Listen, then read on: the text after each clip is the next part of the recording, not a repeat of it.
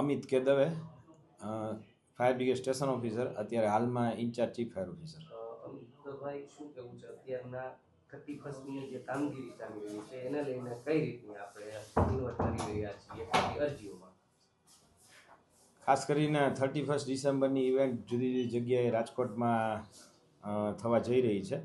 તો હાલ અમારા રજિસ્ટરે 4 અરજીઓ ઇન્વર્ટ થઈ છે અને આજે છેલ્લા દિવસો છે એટલે કદાચ આજે પણ બીજી અરજીઓ આવે તો અમે એને ટેમ્પરરી એનઓસી આપી અને ઇન્સ્પેક્શન કરાવી અને એમના ચાર્જિસ જે ભરવાના હોય છે એ ચાર્જિસ ભરાવી અને સત્વરે આજે સાંજ સુધીમાં અમે બધા લોકોને ફાયર એનઓસી મળી જાય એવી ત્વરિત કાર્યવાહી હાથ.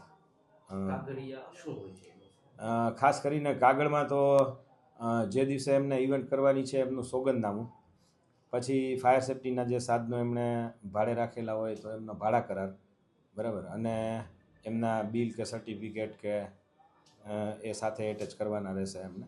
અને સ્થળ ઉપર ઇન્સ્પેક્શન અમારા સ્ટેશન ઓફિસર જે એરિયાના હશે એ સ્ટેશન ઓફિસરને ઇન્સ્પેક્શન કરી અને ઇન્સ્પેક્શનનો રિપોર્ટ આપશે એટલે અમે એના ઉપરથી એનઓસી ઇસ્યુ કરી દઈશું.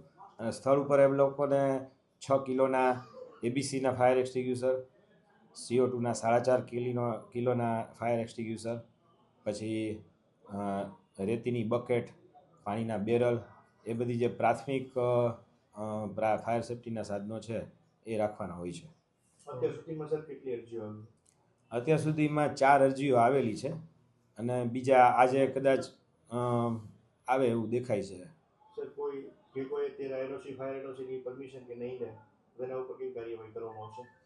ફાયર એનઓસી નહીં લીધેલી હોય તો એ લોકોની ઉપર કડક કાર્યવાહી કરવાના અમારે જે કોઈ સ્ટેશન ઓફિસર અને અમારી નીચેનો જે સ્ટાફ છે જે વોર્ડ વાઇઝ એ પ્રમાણે અમે કડક કાર્યવાહી પણ હાથ ધરશું.